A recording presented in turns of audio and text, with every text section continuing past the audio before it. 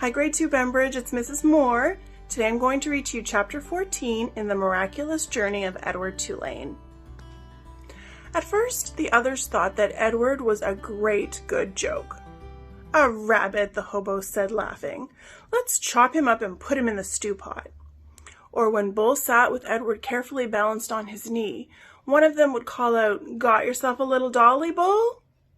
Edward, of course, felt a surge of anger at being referred to as a dolly, but Bull never got angry. He simply sat with Edward on his knee and said nothing. Soon the men became accustomed to Edward, and word of his existence spread. So it was that when Bull and Lucy stepped up to a campfire in another town, another state, another place entirely, the men knew Edward and were glad to see him. "Malone!" they shouted in unison, and Edward felt a warm rush of pleasure at being recognized, at being known. Whatever it was that had begun in Nellie's kitchen, Edward's new and strange ability to sit very still and concentrate the whole of his being on the stories of another became invaluable around the hobo campfire. "Look at Malone," said a man named Jack one evening. "He's listening to every dang word." "Certainly," said Bull. "Of course he is." Later that night, Jack came and sat next to Bull and asked if he could borrow the rabbit. Bull handed Edward over, and Jack sat with Edward upon his knee. He whispered in Edward's ear. "Helen," Jack said, "and Jack Jr. and Taffy. She's the baby. Those are my kids' names. They're all in North Carolina. You ever been to North Carolina? It's a pretty state. That's where they are. Helen, Jack Jr., Taffy. You remember their names, okay, Malone?" After this, wherever Bull and Lucy and Edward went, some tramp would take Edward aside and whisper the names of his children in Edward's ear. Betty, Ted, Nancy, William, Jimmy, Eileen, Skipper, Faith. Edward knew what it was like to say over and over again the names of those you had left behind. He knew what it was like to miss someone, and so he listened, and in his listening, his heart opened wide, and then wider still. The rabbit stayed lost with Lucy and Bull for a long time. Almost 7 years passed, and in that time, Edward became an excellent tramp, happy to be on the road, restless when he was still. The sound of the wheels on the train tracks became a music that soothed him. He could have ridden the rails forever. But one night, in a railroad yard in Memphis, as Bull and Lucy slept in an empty freight car and Edward kept watch, trouble arrived.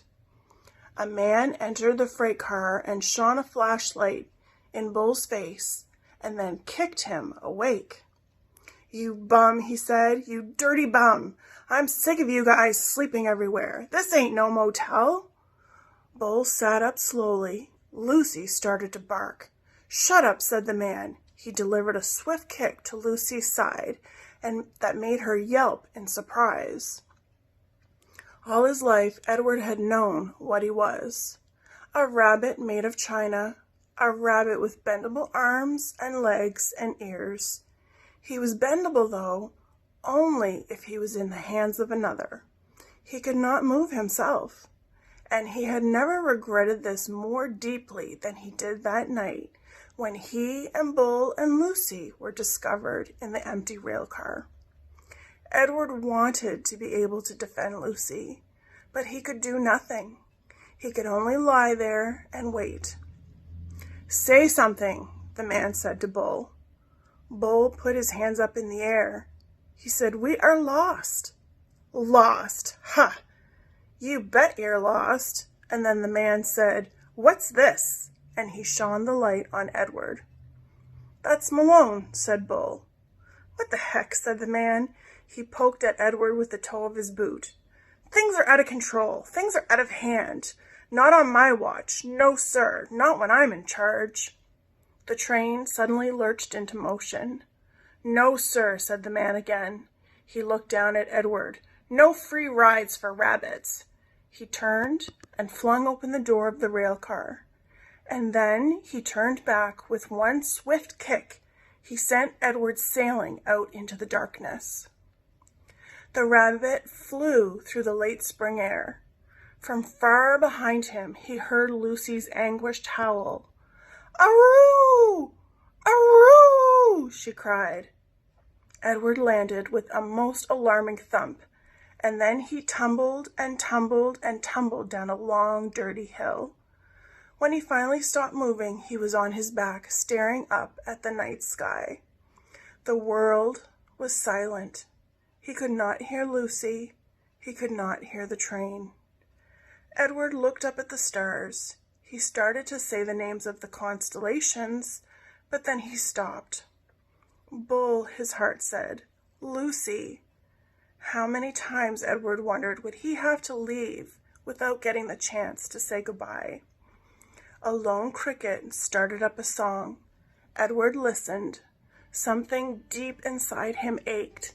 He wished that he could cry. I hope you've enjoyed the latest chapter in The Miraculous Journey of Edward Tulane by Kate DiCamillo. Click on the links in the description of this video to subscribe to my YouTube channel, Y2K Teacher, HRCE, or to check out my website with more exciting resources. These chapters have been read to you by members of the Bedford, Nova Scotia community. These community members have been brought together through the Talk Bedford Facebook group.